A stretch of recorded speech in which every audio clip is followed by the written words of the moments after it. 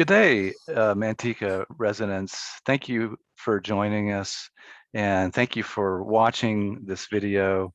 Um, Welcome to the City of Manteca Community Workshop. The topic for today is the Mixed Use and Community Navigation Center project, and we have a series of presentations to show to you. And first of all, what we want to do is let you know that this is a re-recording of the Zoom session that we were trying to record during the workshop on Tuesday, August 10th, 2021. So that workshop went as planned, but there were really technical difficulties to try to record the Zoom session for you. So we apologize for that, and hopefully you'll glean everything that we presented during the actual workshop through this tool. So what we'll do is go ahead and introduce the project. In a nutshell, this is a community project for providing facilities to the unhomed uh, citizens of Manteca. And it is going to be a homeless shelter, but it's going to be more than just a homeless shelter.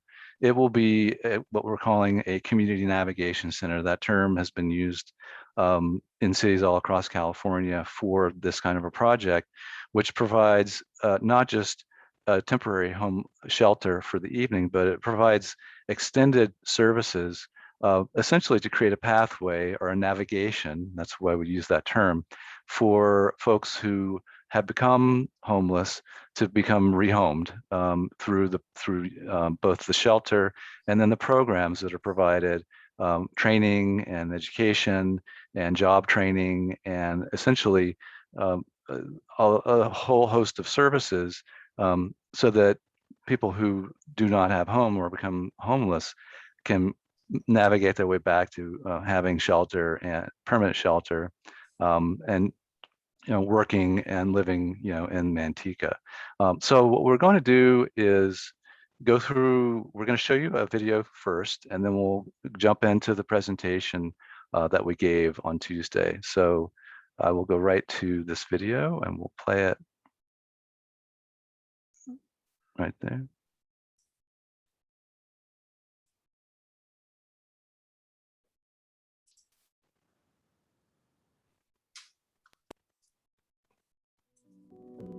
And if it wasn't for the tent, I would have lost my job and not had a safe place for my son. They're amazing. They've helped me step up in the way of thinking. It got me closer back with God. And I think they're amazing. And I've seen them work miracles in people's life. And I'm glad and I appreciate them. And I thank God that it's here. I would have been on the street, lost my job, and I don't know what else would have happened. It gives people a purpose to continue to push forward, because they give you goals to reach. Like I didn't know I could reach as many goals that I've reached so far since I've been here. Like I've been here for 3.5 years, almost 4 years. I got 12 diplomas. I did job training. I got forklift license. I got food handling license. Everything that they offer just helps you better yourself. So like this place really gives you something to thrive for. It gives you something that it just sparks something inside you to where it makes you want to push even more than what you ever thought you could. The lives that we see come in, it's been just absolute transformation. The way that we've seen people come in and then they're able to get a stable place to stay. They're able to get stable food to eat every single day. And those amenities to get every single day, it's more than just a plate of food. It's more than just a shirt on their back. It's more than just a safe place to sleep, but it is really transforming their lives. Because as we know, we see people on the side of the road. We see them sleeping in tents. We see them sleeping in the most worst environments, but the basic necessity, it literally changes their lives to where that they can come in and they feel like purpose has come, hope is there, that they're not just a number, or they're not just a statistic on the side of the road that society has left out, but that they really matter. And when they come here, that their lives are truly transformed, that their lives really do matter to people. This tent is a very special thing. It impacts lives. It helps people that I know on the street. They come in here, they were homeless, they are homeless, and they come in here and they see me, and because they know me from being homeless on the streets as well, it makes it easier for them to transition into a stable environment, to accept the fact that, okay, maybe I can get help for myself, and through this tent, they can get stability in their lives and a little bit of hope, because a lot of these people, they don't have hope. And when you have something like this as a resource for you to maybe get a little bit of stability and some direction, and maybe like a little push in your life that you might, everybody needs help, you know. The resources that are offered here are life-changing. They're life-changing. Here they're able to come and they're able to get right back into where they have left off, and a lot of them a lot further into their lives, more than they even ever imagined. So for me to be able to see these lives transform, it truly is a testament to what even the basic necessities can do, but even much more. Just keep a routine and get up like I normally would when I had a place. So it helps me where I can get up and continue moving on, getting ready, going to work, and functioning and staying where I'm, moving towards something. Then if I were ended up on the street, I wouldn't have been able to do that. I would have lost everything. That's what I feel like. I feel like this has helped me keep going. My dog and I, my family, and like I said, these people are my family. The one thing I'm really very grateful for is the fact that I have a place that's safe. I have opportunities. I have a purpose. I just basically started recently volunteering, because when I first got here, I would sit a lot and hurt a lot. And then finally, I don't know, I'm assuming the Lord told me, you know what, you gotta get up, you gotta do things. So I started cleaning tables, I started doing the showers, helping with the showers, started volunteering, just doing my time, doing my part, and it felt better. The first day I did it, I was thanking him, high-fiving him, because it was like, yes, this feels good. I was smiling. And to a lot of people, it doesn't seem like much, but it got me up and moving. We don't need and we don't want to not feel appreciated or wanted or forgotten. Let this not only be their last place, but their first step to their chance to life.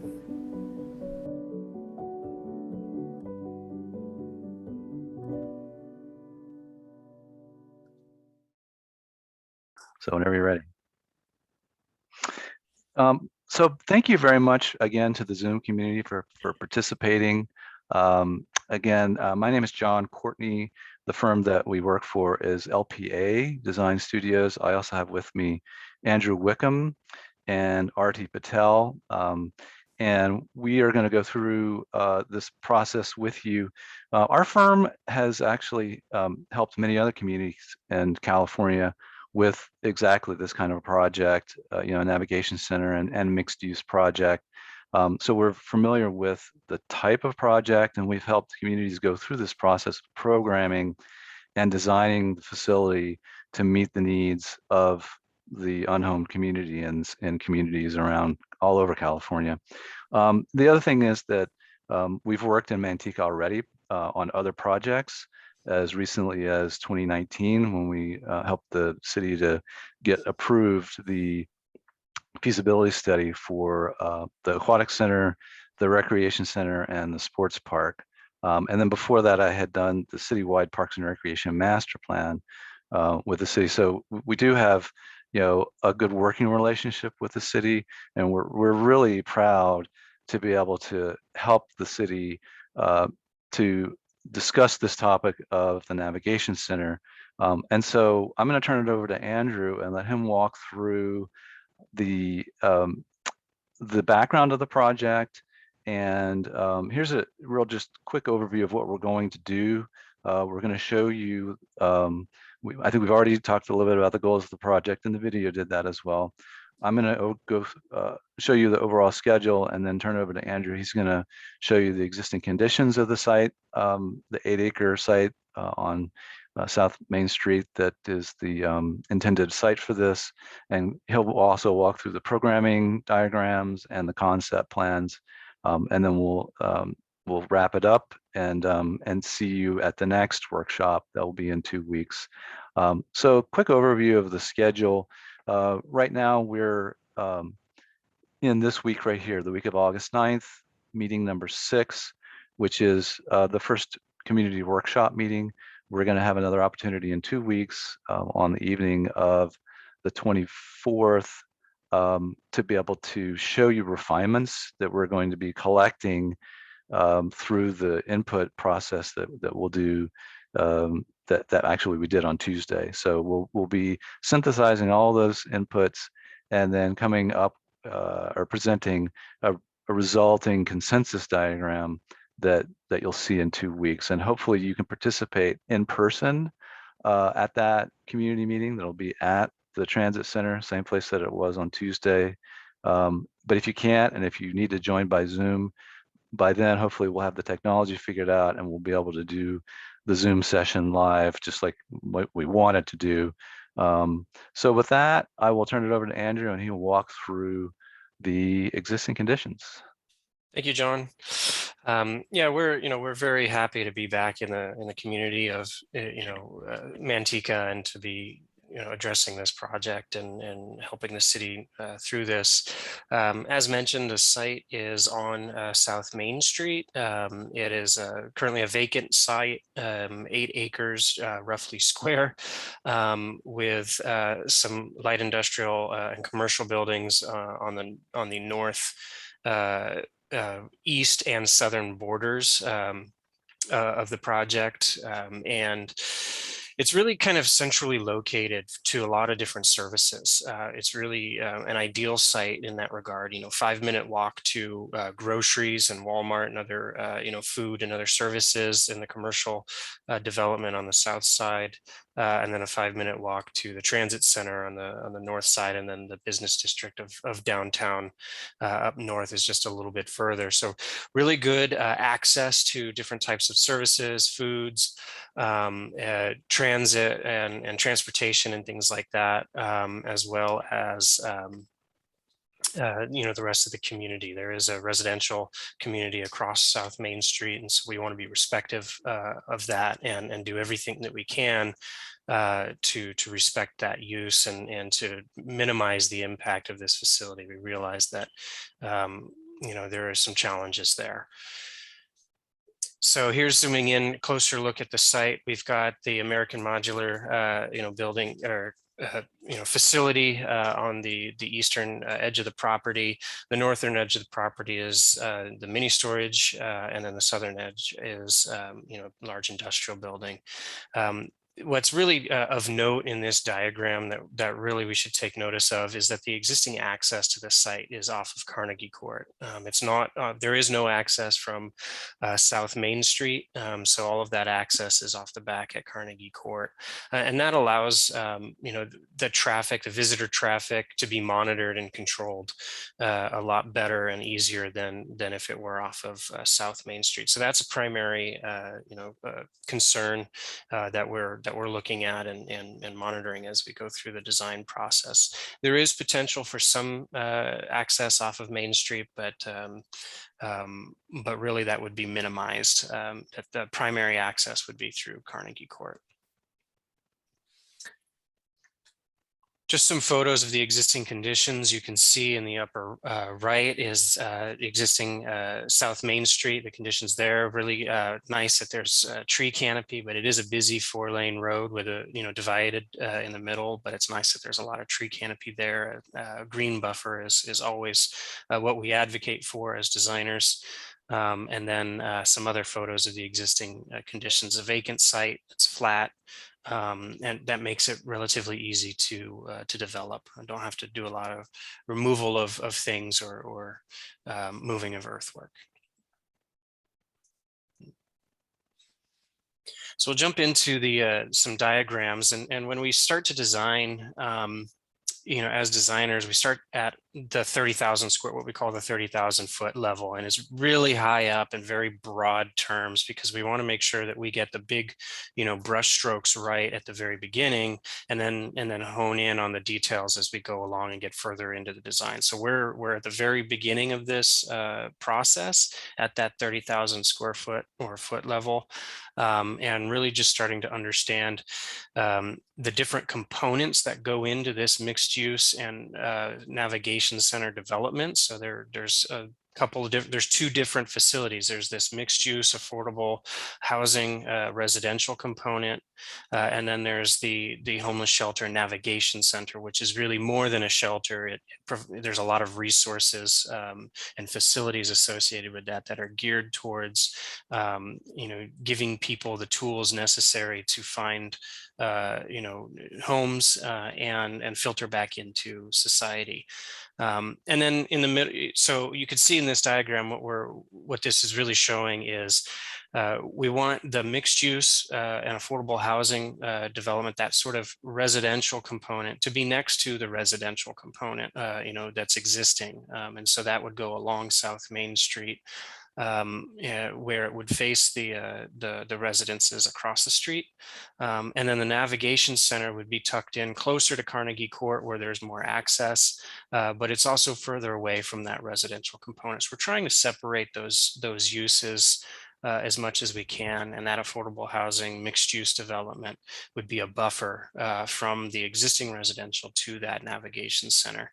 And then in the middle there would be an open space and some other services that service both the navigation center and the affordable housing. So there's, depending on the housing type in the mixed use area, there are some certain services that need to be close to that. People have, if there's supportive housing, for instance, where, people have special, physical or mental health needs or addiction needs, and they need to have access to those resources that help them with those needs. So locating those services centrally so that people from both the affordable housing and the navigation center would have access to that, easy access to that. So that's how we think as designers, and is kind of just how do we structure these different pieces together. It's a big puzzle, and we want to make sure that we get the pieces in the right location.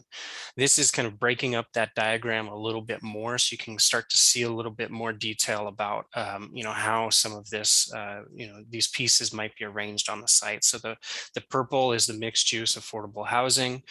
We've got a transitional, supportive housing, transitional and supportive housing component in the on the north west, side of the part of the site, a large green open space, park-like setting with, outdoor recreational function, and then navigation center in the blue on the right side there, the diagram.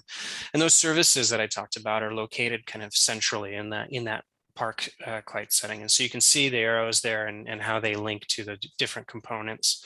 And then also thinking about parking, we want to make sure that, we don't shortchange the need for parking, both for the housing, but also for the navigation center.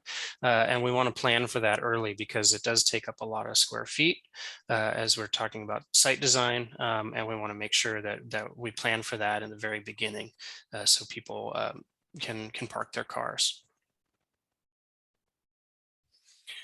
Okay, so just share some images. When we're talking about affordable housing and a navigation center and these facilities, you want to keep, what does that mean?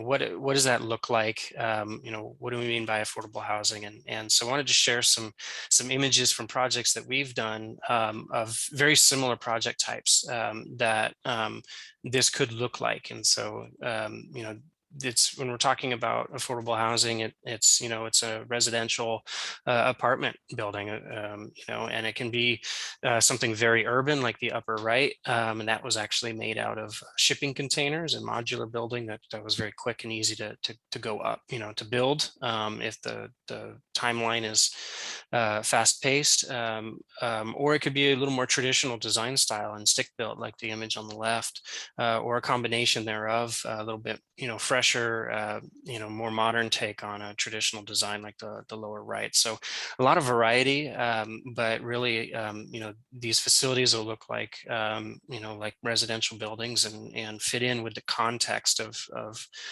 Main Street and downtown and Manteca. We want to be very aware of that, and respectful of the context, and to design it in a way that it looks like it's supposed to be there and fits in with the rest of the community. All right, so we'll get into some design options. We've developed three different options for how that diagram that we showed earlier could be configured, and this is after if you'll recall from the schedule diagram, we had a stakeholder meeting previously a few weeks ago with some of the city members and other stakeholders, operators and other people serving the homeless community in Manteca, to understand operationally what are the needs for this facility, and the spatial requirements, so that we can plan accordingly. And after that meeting, we were able to develop these three sort of different options or ideas of how the different buildings and components could be configured on the site. If you want to go back one. So the first option, you can see in the excuse me, in the purple on the left side of the image, would be those apartments, the affordable housing component all along Main Street. They provide a barrier between the residential component across the street with Main Street, and the transitional housing, which is located in the blue on the right side of this site.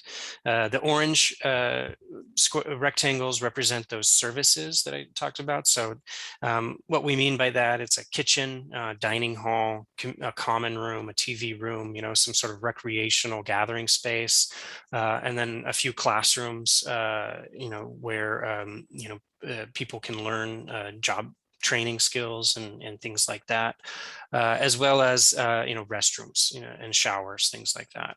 And then the blue are dorms. We have got it broken out into a family dorm, a women's dorm, and a men's dorm, so that people can feel safe and be amongst their constituents and their colleagues.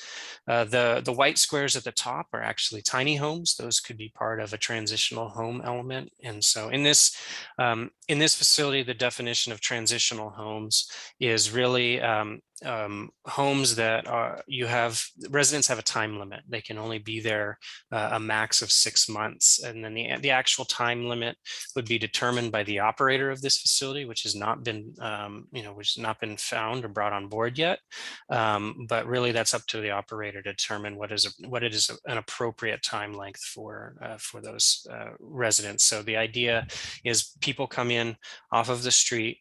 They are processed through intake. There's a little admin office and intake area, and after they're processed, they are given a bed in the dorm, and they're allowed to be in the dorm. Typically, in these facilities, we found for about 3 months, and during that time, they have access to the services, the training, the food, the kitchen, and everything.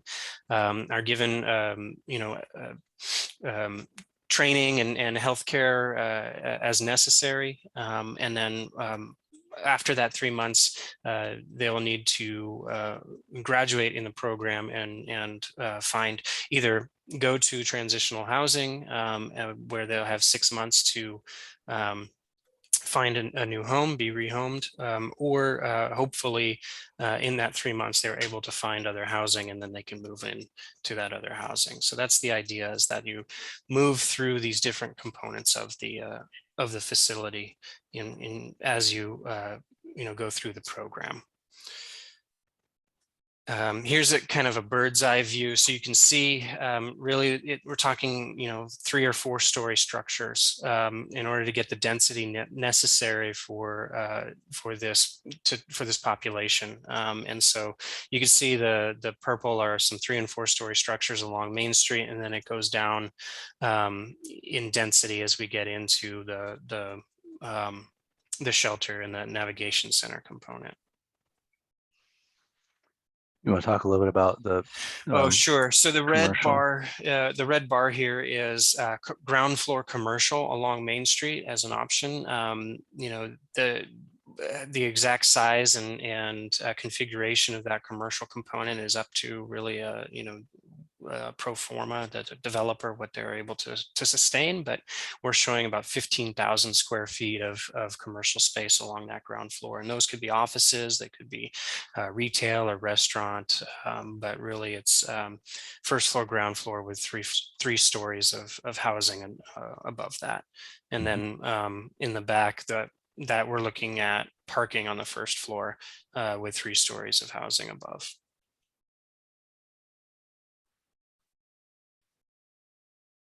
So slight delay. There we go. So here, option 2 is very similar to option 1.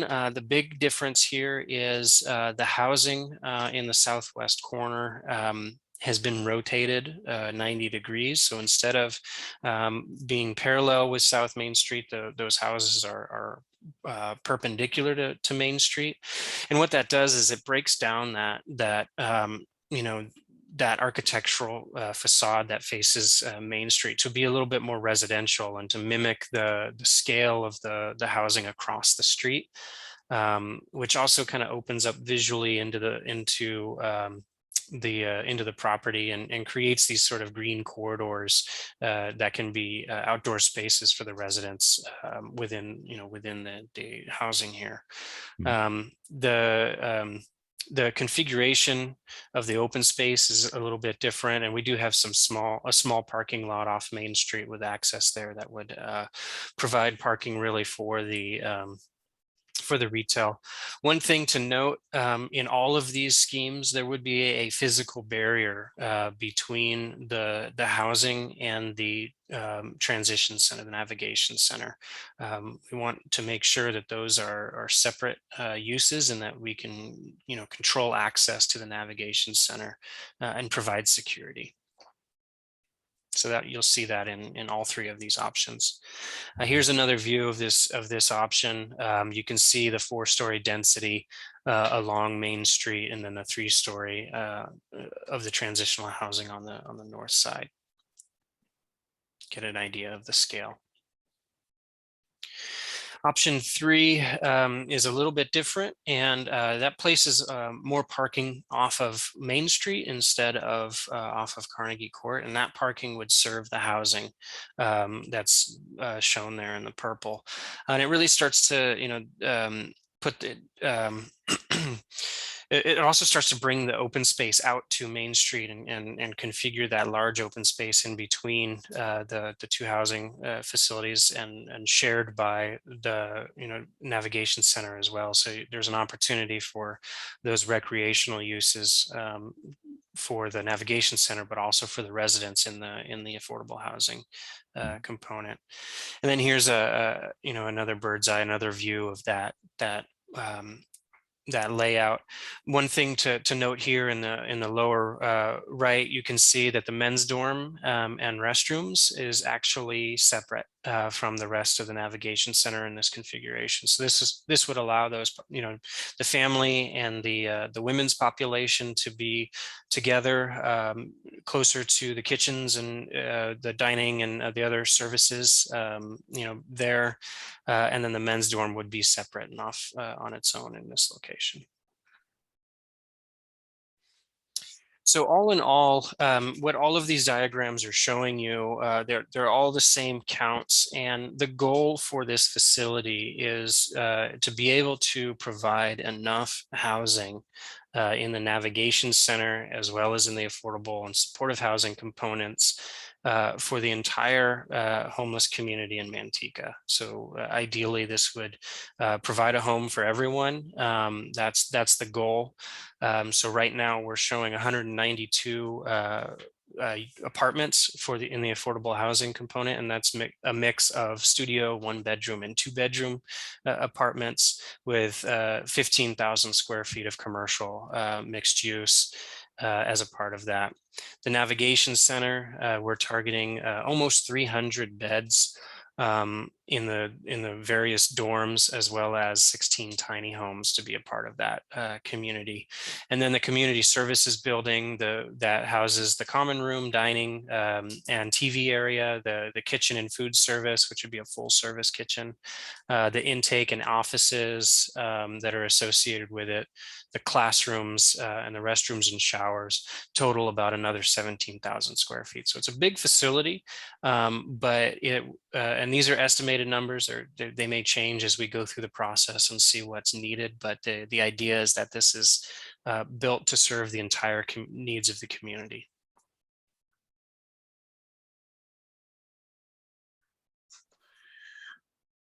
Thank you, Andrew. So at this point in the presentation, what we did is we stopped the Zoom meeting and we went into the actual open house portion of the evening, which gave all the participants in the workshop the ability to provide comments and tell us what they liked and what they didn't like about all three of those options.